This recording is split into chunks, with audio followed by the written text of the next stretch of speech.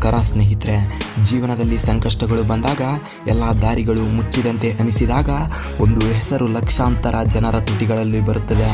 ಲಕ್ಷಾಂತರ ಭಕ್ತರ ತುಟಿಗಳಲ್ಲಿ ಈ ಹೆಸರು ಕೂಗಿ ಕೂಗಿ ಕೇಳಿ ಬರುತ್ತದೆ. ಅದೇ ಓಂ ಶ್ರೀ ರಾಘವೇಂದ್ರಾಯ ನಮಃ.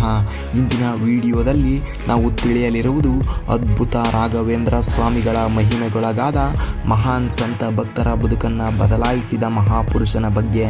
ಅವರು ಬೇರಾರೂ ಅಲ್ಲ, ಅವರೇ ಗುರು ರಾಘವೇಂದ್ರ ಸ್ವಾಮಿಗಳು.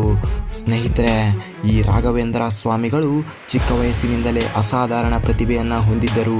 ವೇದ, ಉಪನಿಷತ್ತು, ಸಂಸ್ಕೃತ ವ್ಯಾಕರಣ ಎಲ್ಲದರಲ್ಲೂ ಅಪಾರ ಪಾಂಡಿತ್ಯವನ್ನು ಕಾಯ್ದಿರಿಸಿಕೊಂಡಿದ್ದರು.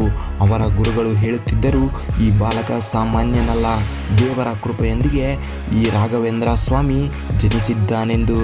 ಸ್ನೇಹಿತರೆ, ಈ ವೆಂಕಟನಾಥರು ಸನ್ಯಾಸ ಸ್ವೀಕರಿಸಿ ರಾಘವೇಂದ್ರ ತೀರ್ಥರಾಗ್ತಾರೆ. ಅವರು ದ್ವೈತ ತತ್ವವನ್ನು ಪ್ರಚಾರ ಮಾಡ್ತಾರೆ. ಈ ತತ್ವವನ್ನು ಸ್ಥಾಪಿಸಿದವರು ಮಧ್ವಾಚಾರ್ಯರು. ರಾಘವೇಂದ್ರ ಸ್ವಾಮಿಗಳು ಕೇವಲ ತತ್ವಜ್ಞಾನಿ ಅಲ್ಲ, ಅವರ ಭಕ್ತಿಯ ಮೂಲಕ ಜನರ ಮನಸ್ಸನ್ನು ಬದಲಾಯಿಸಿದ ಮಹಾನ್ ಯತೀಶ್ವರರು.